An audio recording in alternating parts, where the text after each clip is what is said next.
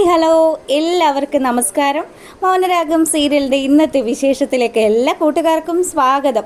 അങ്ങനെ നമ്മുടെ സരിയു ഭയങ്കര സങ്കടത്തിൽ കുഞ്ഞിനെക്കുറിച്ചൊക്കെ ആലോചിച്ച് അങ്ങനെ വിഷമിച്ചൊക്കെ ഇരിക്കുന്ന സമയത്ത് അങ്ങോട്ടേക്ക് നമ്മുടെ ശാരി വരികയാണ്. മകളുടെ ഇരിപ്പും മട്ടും ഭാവവും ഒക്കെ കാണുന്ന സമയത്ത് ശാരിക്ക് നല്ല സങ്കടമൊക്കെ ഉണ്ട്. ശാരി അവിടെ ഇങ്ങനെ ഒരു നിമിഷം നിന്നു. അതിനുശേഷമാണെങ്കിലും സരിയു തിരിഞ്ഞു നോക്കുമ്പോൾ ശാരിയെ കാണുകയാണ്. അമ്മ എന്തായി അമ്മ, എൻ്റെ കുഞ്ഞിനെ കിട്ടിയോ? അങ്ങനെയൊക്കെ ചോദിച്ചുകൊണ്ട് കരഞ്ഞുകൊണ്ട് നമ്മുടെ ശാരിയുടെ അടുത്തേക്ക് സരയു ഓടി വരിക. മോളെ, കുഞ്ഞിനെ കിട്ടിയില്ല എന്ന് ശാരി പറഞ്ഞതും ശാരിയെ ഒറ്റ തള്ളു തള്ളി.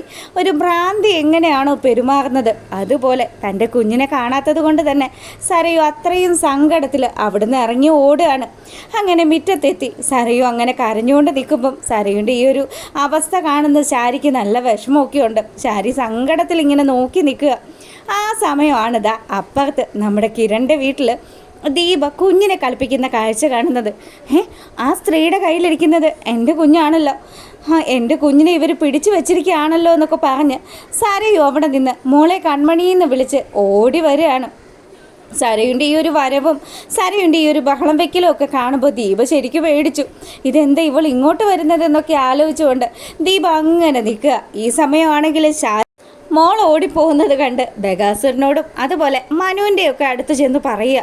അന്നേരം നമ്മുടെ സരയു ആണെങ്കിലോ ദീപയുടെ കയ്യിലിരിക്കുന്ന കുഞ്ഞ് എൻ്റെ കൺമണീനെ നിങ്ങൾ പിടിച്ചു വെച്ചിരിക്കുകയല്ലേ എന്നൊക്കെ പറഞ്ഞ ദേഷ്യത്തിൽ ദീപയുടെ കയ്യിൽ നിന്ന് നമ്മുടെ കല്ലുമോനെ പിടിച്ചു പറിച്ച് വാങ്ങാൻ തുടങ്ങുമ്പോൾ കല്യാണിയും അതുപോലെ കിരണമൊക്കെ ഈ ഒച്ചയും ബഹളമൊക്കെ കേട്ട് അകത്തുനിന്ന് ഓടി വരിക. സരയു നീ എന്താ ഈ കാണിക്കുന്നതെന്നും പറഞ്ഞ് കല്യാണിയാണെങ്കിലോ സരയുവിൻ്റെ കൈക്ക് കയറി പിടിച്ചു. എടി, നീയും നിൻ്റെ ഭർത്താവും ഒക്കെ കൂടി എൻ്റെ കൺമണി മോളെ എന്നീന്ന് അകറ്റാൻ വേണ്ടിയിട്ട് നിങ്ങളുടെ വീട്ടിൽ കൊണ്ടുവന്ന് വെച്ചിരിക്കുകയാണല്ലേ. എൻ്റെ കുഞ്ഞിനെ എനിക്ക് എൻ്റെ മോളെ വേണമെന്നൊക്കെ പറഞ്ഞ് അവൾ ബഹളം വെക്കാൻ തുടങ്ങി. എൻ്റെ പൊന്ന് സരയു, ഇത് നിൻ്റെ കുഞ്ഞല്ല, നീ നോക്ക്, ഇത് ഞങ്ങളുടെ കല്ലുമോനാണെന്നും പറഞ്ഞ് കിരൺ അവളോട് കാര്യങ്ങൾ പറയുന്നുണ്ടെങ്കിലും അല്ല, നിങ്ങളെല്ലാവരും കൂടി എന്നോട് കള്ളത്തരം പറയുന്നതാ, എൻ്റെ കുഞ്ഞിനെ തിരിച്ചതാ, ഇല്ലെങ്കിലുണ്ടല്ലോ ഞാൻ ഇവിടെ ബഹളം വെക്കുമെന്ന് പറഞ്ഞ് അവൾ കുഞ്ഞിനെ ബലമായി പിടിച്ചു വരയ്ക്കുന്ന സമയത്ത് അങ്ങോട്ടേക്ക് നമ്മുടെ മനുവും അതുപോലെ ബഗാസുരനും കൂടി എത്തും. സരയു മോളെ നീ എന്താ ഈ കാണിക്കുന്നതെന്ന് ചോദിച്ച് മനു നമ്മുടെ സരയുവിനെ പിടിച്ചു. മനുവേട്ട, ഇത് കണ്ടോ മനുവേട്ട, നമ്മുടെ കുഞ്ഞിനെ ഈ പിടിച്ചു വെച്ചിരിക്കുന്നത് നമ്മുടെ കൺമണി മോളാ മനുവേട്ട. എൻ്റെ പൊന്ന് സരയു, അത് നമ്മുടെ കുഞ്ഞല്ല, അത് ആ കല്ലുമോനാണ്, കിരണിൻ്റെയും കല്യാണിയുടെയും കുഞ്ഞ്. അപ്പം എൻ്റെ മോൾ എവിടെ മനുവേട്ടാന്ന് ചോദിച്ച് നമ്മുടെ സരയു ഭയങ്കരമായിട്ട് സങ്കടത്തിൽ കരയാൻ തുടങ്ങി. മോളെ നീ വിഷമിക്കല്ലേ, നമുക്ക് നമ്മുടെ കുഞ്ഞിനെ കണ്ടെത്താം. അങ്ങനെയൊക്കെ പറഞ്ഞ് സരയുവിനെ ഒരുവിധം ആശ്വസിപ്പിക്കുകയാണ് മനു. അങ്ങനെ മനുവിനോട് സരയു ചേർന്നിങ്ങനെ നിന്നു. എൻ്റെ കുഞ്ഞിനെ കണ്ടെത്തി മനുവേട്ട, എൻ്റെ കുഞ്ഞിനെ കാണാഞ്ഞിട്ട് എനിക്ക് സമാധാനമാവുന്നില്ല, എൻ്റെ കുഞ്ഞിനെ എനിക്ക് കാണണം, ഇവരെല്ലാവരും കൂടി ചേർന്നായിരിക്കും എൻ്റെ കുഞ്ഞിനെ എൻ്റെ അടുത്ത് നിന്നും തട്ടിപ്പറിച്ചതെന്നൊക്കെ പറഞ്ഞ് കിരണിൻ്റെ അടുത്തും കല്യാണിയുടെ അടുത്തും ഒക്കെ ദേഷ്യപ്പെട്ട് നമ്മുടെ സരയു സംസാരിക്കുമ്പോൾ മനു പറഞ്ഞു, വാ മോളെ നീ സമാധാനിക്ക്, നമ്മുടെ കുഞ്ഞിനെ നമുക്ക് എങ്ങനെയും കണ്ടെത്താം, നീ ആശ്വസിക്കുന്നൊക്കെ പറഞ്ഞ് അവളെ പതുക്കെ പിടിച്ചുകൊണ്ട് അവിടുന്ന് പോവുക. ഈ സമയം കിരണും കല്യാണിയും ഒക്കെ അങ്ങനെ പേടിച്ച് നിൽക്കുന്നു. ഇച്ചിരി വൈകിയിരുന്നെങ്കിൽ തൻ്റെ കുഞ്ഞിനെയും കൊണ്ട് അവൾ ഇവിടുന്ന് പോയേനല്ലോ എന്ന് ആലോചിച്ച് ഇവർ ടെൻഷൻ അടിച്ച് നിൽക്കുമ്പം ബഗാസുരൻ അങ്ങോട്ട് വരികയാണ്. എടോ, താൻ കണ്ടോടോ അങ്കിളെന്ന് ചോദിച്ച് ബഗാസുരൻ്റെ അടുത്ത് കിരൺ ദേഷ്യപ്പെടാൻ തുടങ്ങി. കല്യാണി, നീ കുഞ്ഞിനെയും കൂട്ടിയിട്ട് അകത്തോട്ട് പോയിക്കോളാൻ പറഞ്ഞു. അപ്പം കല്യാണി കല്ലുമോനെയും എടുത്തുകൊണ്ട് അതുപോലെ നമ്മുടെ ദീപയും അകത്തോട്ട് കയറി പോവുക.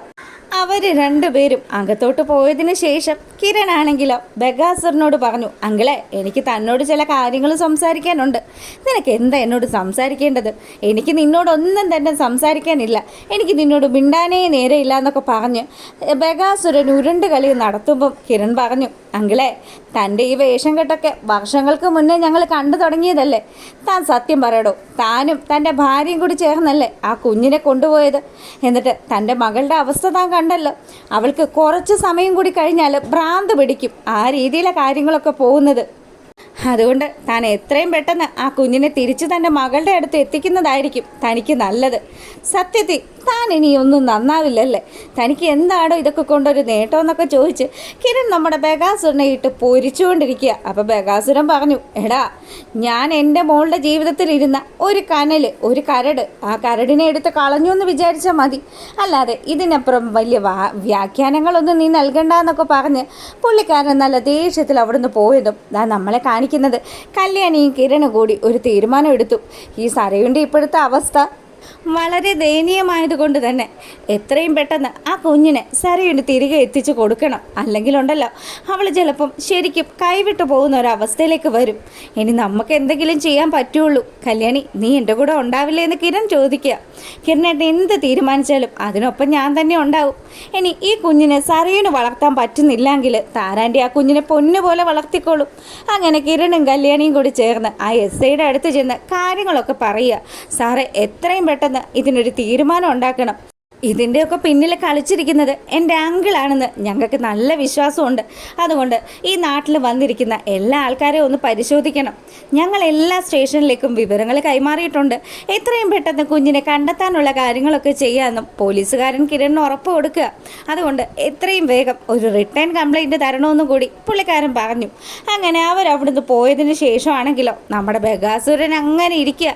ശാരിയും പറ്റേലിരിക്കുന്നുണ്ട്. ശാരിയുടെ അടുത്ത് ബഗാസുരൻ, ആ കുഞ്ഞിന് തിരിച്ചു വരാതിരുന്നാൽ മതിയായിരുന്നു. നിങ്ങൾക്ക് അങ്ങനെയൊക്കെ പറഞ്ഞ് ആശ്വസിക്കാം. പക്ഷേ ഉണ്ടല്ലോ, നമ്മുടെ മോളുടെ സങ്കടം നിങ്ങൾ കാണുന്നുണ്ടോ? നിങ്ങൾക്ക് കണ്ണീച്ചോരയുണ്ടോ മനുഷ്യനെന്നൊക്കെ ചോദിച്ച് ശാരി ബഗാസുരനോട് ദേഷ്യപ്പെട്ടു. അപ്പം ബഗാസുരൻ പറഞ്ഞു, എൻ്റെ പൊന്ന് ശാരി, നീ ഇങ്ങനെയൊന്നും പറഞ്ഞ് എന്നെ വിഷമിപ്പിക്കരുത്. ഞാൻ ആ കുഞ്ഞ് മനുവിൻ്റെ കുഞ്ഞായതുകൊണ്ട് മാത്രമാണ് അതിനെ കളയാമെന്ന് വിചാരിച്ചത്.